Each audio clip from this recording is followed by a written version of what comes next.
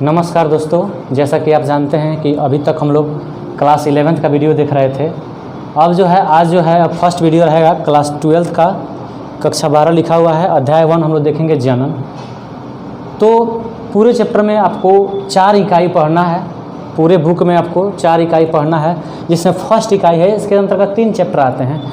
तीनों चैप्टर में हम लोग जनन के बारे में जानेंगे। तो फर्स्ट चैप्टर जो है आप लोग का ये है जीवों में जनन। जीवों में जनन हम लोग देखेंगे अध्याय 1 में जनन किस प्रकार होता है, जीवों में जनन। तो सबसे पहले जीवों में जनन जो पाठ है उसका पहला पॉइंट है जीवन अवधि। पहला पॉइंट है जीवन अवधि। जीवन अवधि। तो जीवन अवधि क्या होता है?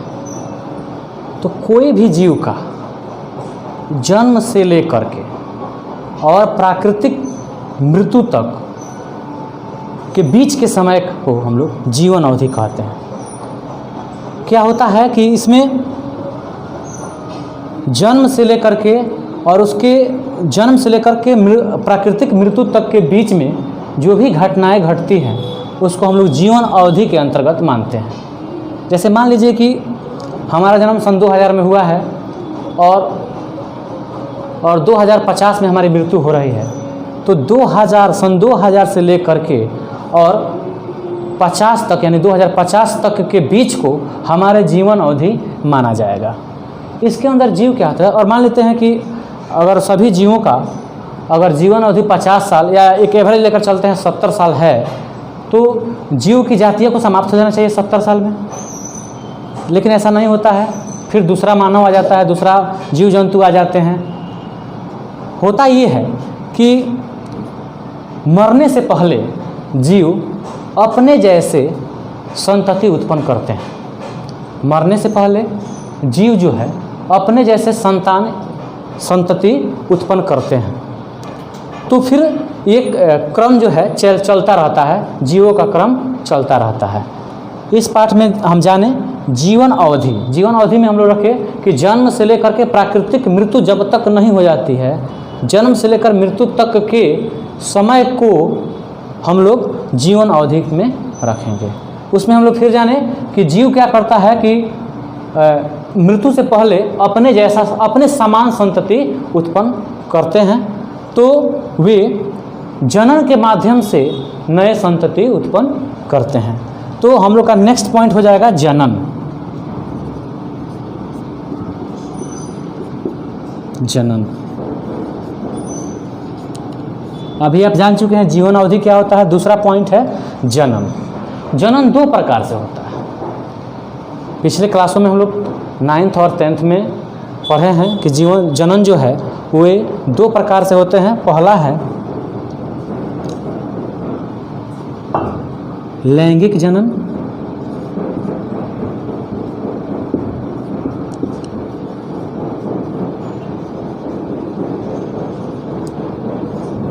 ये आपका पहला है। दूसरा है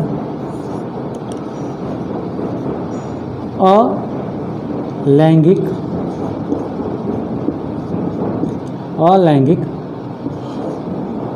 जनन।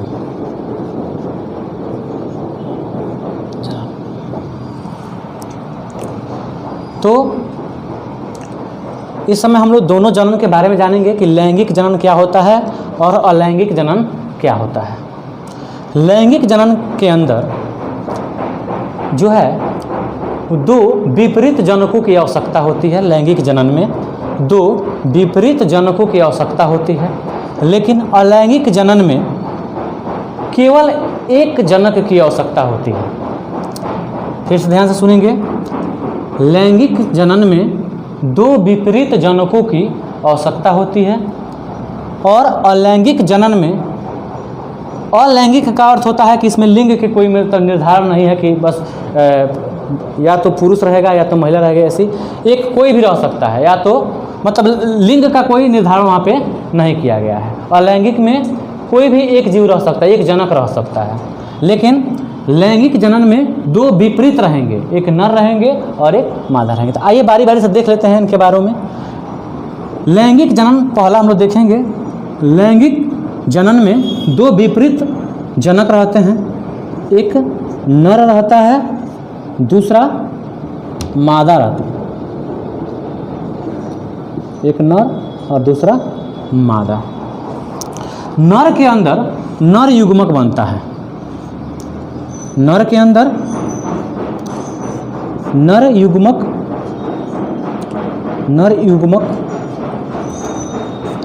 नर के अंदर नर युग्मक का निर्माण होता है और मादा के अंदर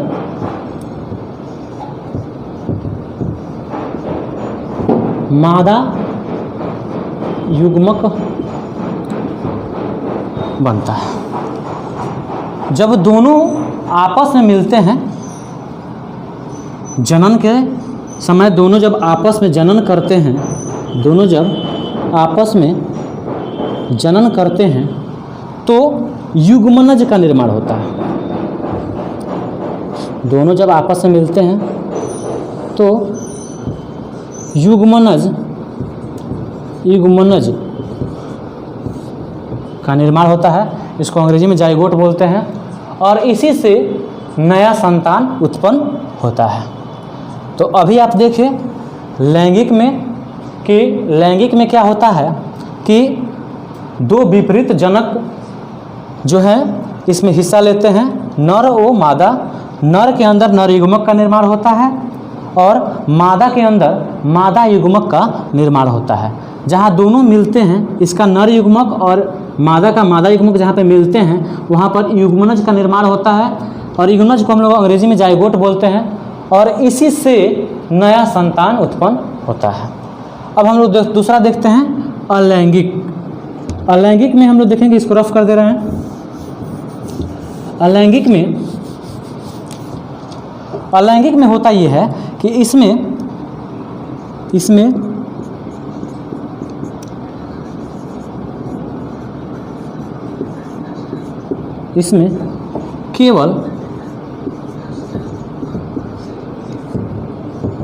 केवल एक जनक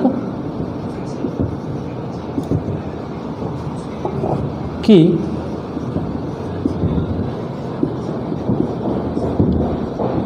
आवश्यकता होती है।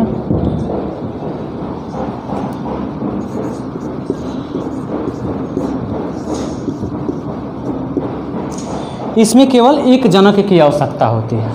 मान लेते हैं कि कोई एक जनक है, जैसे ये कोई एक जनक है, इसके अंदर जो आनुवांशिक पदार्थ डीएनए है, क्या होता है ये जनन कैसे करते हैं? तो क्या होता है कि जब इसके अंदर जब इसका विकास होगा तो ये बीच से क्या होंगे, बीच से सिकुड़ जाएंगे, बीच से सिकुड़ेंगे। तो अगले फिगर में आप देखेंगे कि बीच से यहीं जनक क्या हुआ कि बीच से ऐसे सिकुड़ गया है। आकार निश्चित नहीं होता है इसका, इसलिए ऐसे फिगर बनाए हैं।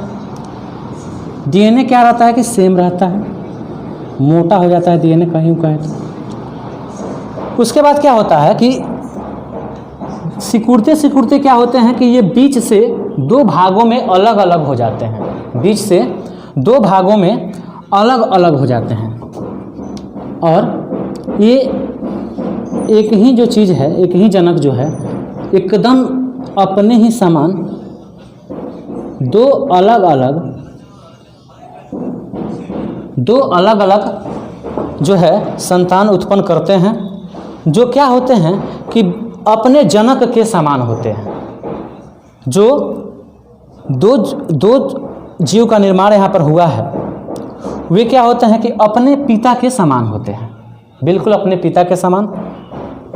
तो समानता इसमें रहती है, इनको हम लोग क्लोन कहते हैं, क्योंकि सेम डीएनए इसके अंदर भी, जो डीएनए इसके जनक के अंदर रहता है सेम डीएनए इसके अंदर भी रहता है। आनुवांशिक पदार्थ सेम जो जनक के अंदर रहता है वही आनुवांशिक पदार्थ इन दोनों के अंदर रहता है। तो क्या होता है कि इनका रूप जो है एकदम एक समान होता है, जैसे मतलब दोनों एकदम बराबर रहेंगे, समरूप रहेंगे। और इसको जो है जो समरूपता है मतलब एक समान जो है, इसको हम लोग क्लोन कहते हैं। इसको क्लोन कहते हैं हम लोग, क्लोन कहते हैं। अभी तक आप जाने अलैंगिक जनन में लिंग का मतलब कोई इशू नहीं रहता है, या तो मादा रहेगा या फिर नर रहेंगे। इसमें क्या होता है कि अभी आप देखिए एक जनक के ही शरीर से क्या होता है कि डीएनए जो है बीच से क्या होता है सिकुड़ता है और दो जनक बनते हैं, दो जो है संतान इनका उत्पन्न होते हैं। दोनों संतान क्या होते हैं आपस में क्लोन, तो एकदम समरूप होते हैं, एकदम एक समान रहेंगे, तो इसको हम लोग क्लोन कहते हैं। ये रही बात अलैंगिक जनन की। पहले आपको हम लैंगिक जनन बता दिए। लैंगिक जनन में दो विपरीत जनकों की आवश्यकता होती है और अलैंगिक जनन में केवल एक जनक की आवश्यकता होती है। लैंगिक जनन में जो दो विपरीत होते हैं उसमें एक नर और एक मादा होते हैं। नर के अंदर नर युग्मक का निर्माण होता है, मादा के अंदर मादा युग्मक का निर्माण होता है। दोनों जहाँ मिलते हैं, जहाँ पे दोनों मिलते हैं जनन करते हैं, तो फलस्वरूप युग्मनज का निर्माण होता है और इसी से नया संतान उत्पन्न होता है। लेकिन इसके अंदर वे चीज़ नहीं था। इसके अंदर क्या होते हैं कि एक ही जनक जो चीज़ लगभग एक कोशिकीय जीवों में ये देखने को मिलता है। आगे के क्लासों में आपको बताया जाएगा। तो अब देखिए ना, इसके अंदर द्विखंडन विधि हुआ है, बीच से क्या हुआ है टूट गया है, खंडित हुआ है, तो इसके अंदर द्विखंडन होता है। इस जनन कैसे करते हैं, द्विखंडन विधि द्वारा जनन करते हैं। एक समान इसके जो संतति होते हैं वो एक समान होते हैं, जिसको हम लोग क्लोन कहते हैं।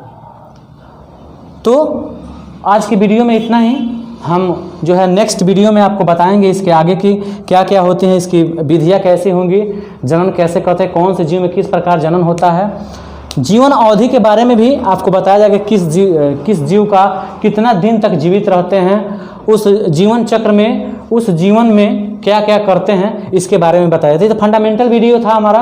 आगे क्लासों में हम लोग बारी बारी से इसका बेहतर से अध्ययन करेंगे। जय हिंद।